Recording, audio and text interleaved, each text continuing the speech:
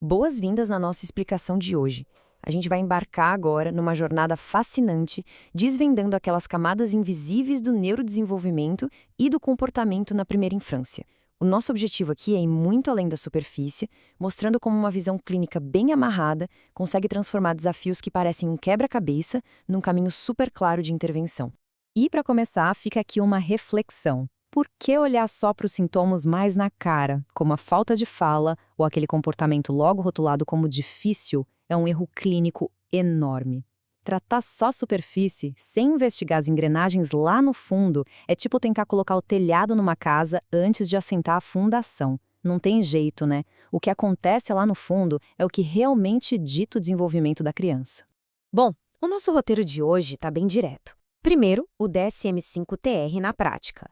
Depois, atraso de linguagem ou TEA. Em seguida, a atenção compartilhada como nosso alicerce. Quarto ponto, flexibilidade e o comportamento escolar. Quinto, o impacto do perfil sensorial. E a gente fecha com a visão clínica especialista. Vamos lá? Começando com o nosso primeiro ponto. O que diz o DSM-5-TR? Passando do checklist para o mapa clínico. Muita gente olha para os critérios diagnósticos do autismo como se fossem só caixinhas para marcar burocraticamente. Mas, na real, esse manual tem que funcionar como uma bússola. A teoria precisa virar comportamento do dia a dia. Por exemplo, quando o manual fala o termo técnico comunicação social, isso vira aquela troca de turnos, o olhar, a intenção durante a brincadeira. O critério não verbal é sobre a riqueza do gesto de apontar e das expressões do rosto. E relacionamentos é sobre a capacidade de imitar, de brincar junto. A literatura dá o quadro, mas é o chão da clínica que mostra como a coisa toda funciona. Isso nos leva à segunda parte. Atraso de linguagem ou TEA? Onde é que está esse elo social perdido? Gente, isso aqui é um tremendo divisor de águas no raciocínio clínico. Uma criança que fala pouco não recebe o carimbo automático de autismo, de jeito nenhum. O pulo do gato é avaliar se a base de conexão da criança está íntegra. Num atraso de linguagem simples, a base social está incrivelmente preservada. A criança aponta para te mostrar uma coisa que achou legal, ela busca o seu olhar, ela engaja num brincar simbólico riquíssimo. Agora, no TEA, essa base inicial costuma estar comprometida. A gente percebe muito pouco contato visual e um brincar bem mais restrito. A diferença não é se a palavra sai da boca, mas sim a conexão social profunda que vem antes de tudo isso. Tem uma frase que muda o jogo completamente. No atraso de linguagem, a criança quer se comunicar, mas não consegue. No TEA, muitas vezes a criança nem entrou na lógica da comunicação social. É forte, né?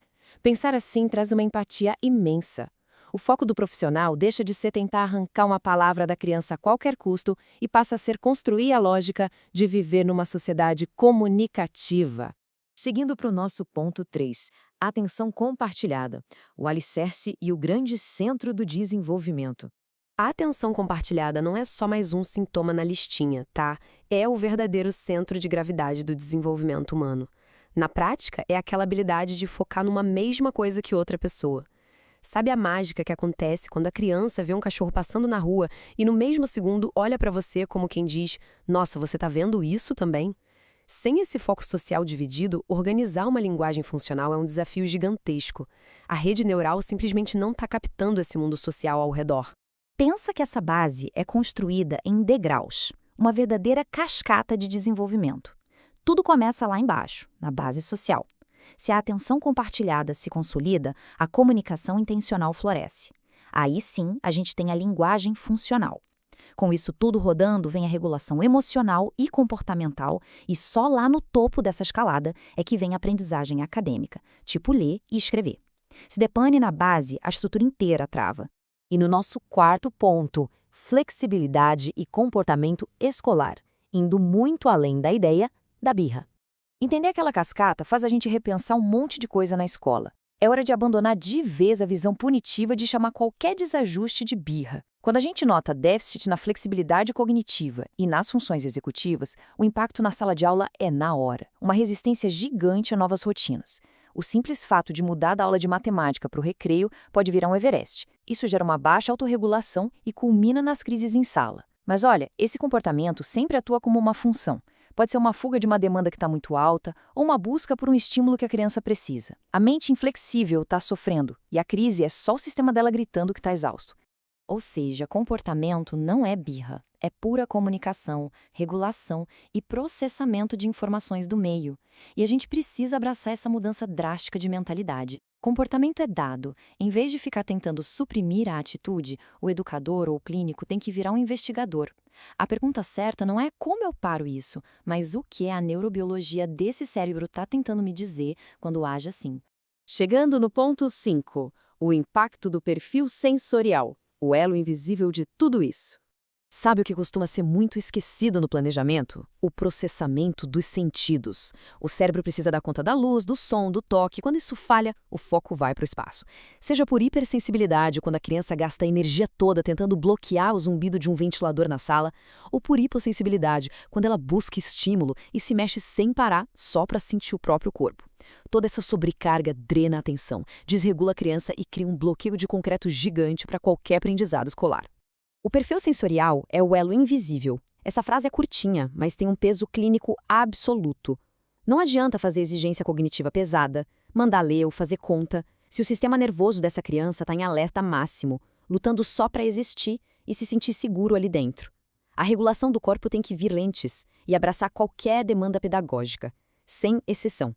E o nosso sexto e último ponto, a visão clínica especialista, onde a gente constrói os pré-requisitos.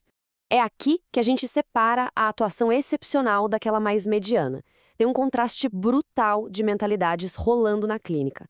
A visão superficial olha puramente para o sintoma. Ah, a criança não senta. E aí tenta forçar a criança a sentar de qualquer jeito para despejar conteúdo nela. Já a visão especialista foca lá na base. Peraí, tem uma quebra de compreensão aqui? O limite da memória de trabalho estourou? Essa demanda está pesada demais? Essa investigação busca alinhar e reconstruir os sistemas do cérebro pela raiz. É outra parada. E essa citação resume tudo. Eu não ensino habilidades, eu construo pré-requisitos para que elas emerjam. Que sacada fantástica sobre como a cognição funciona, né? A intervenção de verdade não empurra conhecimento de fora para dentro. Ela ajeita os alicerces, ela organiza a casa para que o aprendizado aconteça naturalmente, como um curso de água que finalmente encontra o leito certo. E para a gente fechar essa análise de hoje, eu deixo uma provocação direta para refletir na prática do dia a dia. Na próxima vez que uma criança passar pela porta, o foco vai ser só abrir a gaveta e aplicar mais uma atividade isolada? Ou o objetivo vai ser conectar os pontos e organizar intencionalmente um cérebro para ele estar pronto para aprender? É essa mudança sutil de perspectiva que desenha o caminho para o sucesso clínico. Muito obrigado por acompanharem a gente nessa explicação e até a próxima!